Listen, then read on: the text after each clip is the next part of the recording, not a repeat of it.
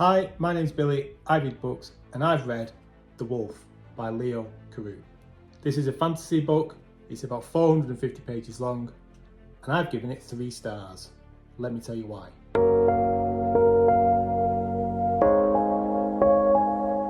So straight away, when buying this book, with that cover, with that name, I thought this was going to be a dark fantasy tale.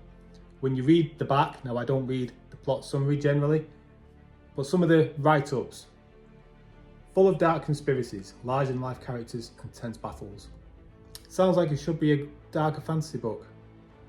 A world of extraordinary imagination and perhaps the most captivating first novel I've ever read. Okay, could be a dark fantasy book. What else is there? Oh, the next George R.R. Martin. This is probably going to be a dark fantasy book. Imagine Game of Thrones written by John Le Carré. Ooh, Game of Thrones referenced again. This should be a dark fantasy book. A confident first novel. It's a cliche to compare up-and-coming authors with David Gemmell or George R.R. Martin.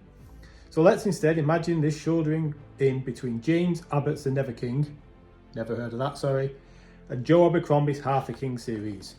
Oh right, Joe Abercrombie's reference there. It should be a dark fantasy book. Oh, hang on a minute. Is Half a King series? Isn't that a young adult book? Oh well, maybe they're just mistaken. Maybe it's a typo, you never know. This is going to be a darker fantasy book. No, it's not. And that is part of the issue and part of the reason why I've given this 3 stars, because it should be. That is how, in my opinion, as a humble, lowly book reader who films himself talking in his phone, this book would have worked a lot better if it had been a bit more adult, if it had been a bit more violent, a little bit more brutal. It just felt like the tale that was being told, the world that was set up, and the characters that were there would have worked better if it had just been a little bit more. Just a little bit more. So let me tell you a little bit about the story. So you've got this country, this island, let's say. Let's call it a great island, or some isles of islands. That might include an island. I'll come back to this in a minute. And you've got people who live in the north of this island, and you've then got people who live in the south of this island, and there's got people who live in this little bit just over here, as you're looking there. Funny that.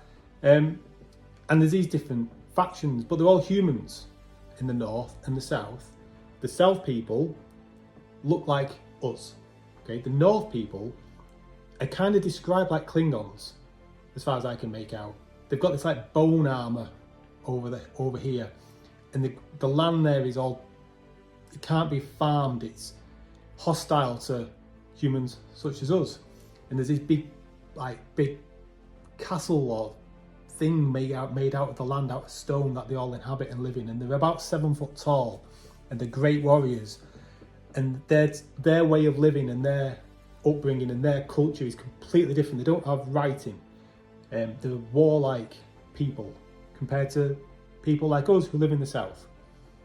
So you would think, describing that the people in the north would talk and act and behave towards each other differently than those people in the south, wouldn't you?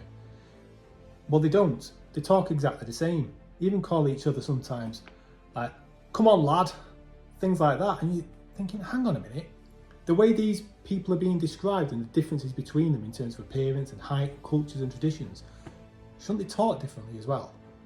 Because in this book they don't. And it didn't work for me. Now, going back to the islands that I was talking about, now you could probably pick up from my accent. I'm not from America. I'm not from Australia. I'm from England. So when I look at the map of Albion, I think, I've seen that before. Where have I seen that before? Oh yeah, that's Scotland, that's England, that's Wales, that's Ireland in a fantasy map. Oh look, and there's France down here. Oh look, there's maybe Scandinavia over here. That's funny. That looks like the UK weather map every time I used to watch it as a kid growing up on TV, or every time I go on Google Maps. and like zoom out and look at the country or the world or whatever, that's England, Scotland, Wales and Ireland. So straight away when I saw that, I was thinking, how much thought has actually gone into this? When I'm reading a fantasy book and I look at a map on the front, a map of the world that I'm about to delve into and explore and inhabit, when I see the British Isles that I live in on a fantasy map, I'm thinking, someone's been a bit lazy here. This is a bit lazy. You could have put a little bit more effort into this. Just like you could have put a bit more effort into this, a different way of speaking for these two different cultures, these two different races almost, because it's just not working. So that wasn't working. The map wasn't working. That annoyed me before I'd even started reading the book. You've then got, there's plotting, and there's like characters rising up and forming allegiances and backstabbing and things like that all go on, which is really good. It all happens too easily. It all just kind of happens for them. Now, don't get me wrong, I don't want this book to be 1,000 pages long, but it all just seemed to happen and fall into place too nicely. Or all of a sudden, the characters just got over the because the characters in the north, the Klingon type people, are the ones we're following. They're the main ones that we're following. They're the ones we're supposed to be rooting for. The Klingons against the humans. And things just kind of fall into place far too easily, just like coincidental. And, you know, like, oh, the plots just kind of worked, especially at the end. There is a massive plot convenience that happens, which just had me rolling my eyes. So when you factor all this together, you'd be thinking, well, 3 stars is actually a good rating, because by the sounds of it, you should be giving it a 1 or 2 star, but it's not. It's got all the good components that if the map, this might just be a me thing, but if that map was different, if it was told in a more adult George R.R. Martin style, this story could have worked so much better in my opinion. And sadly, I don't think I'm going to carry on with the series. There's just too many things. And look, I might be being harsh. It's his first book. Maybe the second book improves on it, maybe, but I'm just not invested with the characters.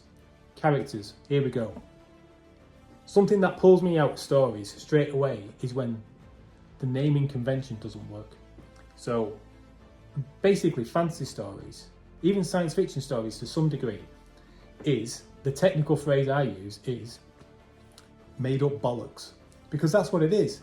But the skill of an author is to make up all this, is to make all this bollocks seem believable. So the names of people and places has to fit into the world that's been created. So the Klingon people in the north are randomly kind of named after Scandinavian people or Viking people, those kind of names. So I don't know. See, I can't really remember most of the names, but let's say it's something like Vito Thorgensen. Oh, that might be a bit close to Vito Morgensen. But you get the idea. Somebody Sigurdsson or something like that. Almost like it's an Icelandic, a Norwegian, a Scandinavian name.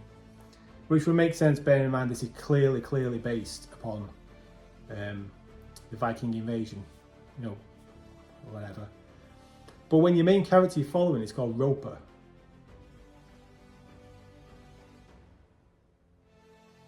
you think, how does that fit in with all these other names? Why Roper? Doesn't make sense. And then there's another random character again who's, I think, what's his name? Grey. Now, bearing in mind they speak a different language, these Klingon people, I'm sure it's Grey. There's another one called Price. It's like, what are these names? What are these names? They just don't work. Have the names consistent. You know, Roper, Grey and Price. Are these people in the north? Are these people in the south? Oh no, these are the Klingon people who are also with Gylfi Sigurdsson. He was a footballer who used to play for Chelsea. You know, so Gylfi Sigurdsson and Vito Morgensen are here with Roper and Grey. And like, it doesn't make sense, it doesn't work. So I just found myself quite frustrated with it. And that's why I'm not going to carry on with it. And I'm going to carry on with something that doesn't frustrate me, and there's more care done with the map. So if you've read it, let me know what you think with my views and opinions there. Am I being too harsh? Should I carry on with the second book in the series? Does it improve? Or are my frustrations going to continue? Maybe I went in with it with too high expectations. Maybe my expectations of a Game of Thrones type tale set me off on the wrong foot, but who knows. Anyway, I will talk to you in the next video. Hopefully I'll speak to you in the comments below. Take care, and I'll see you again. Bye bye.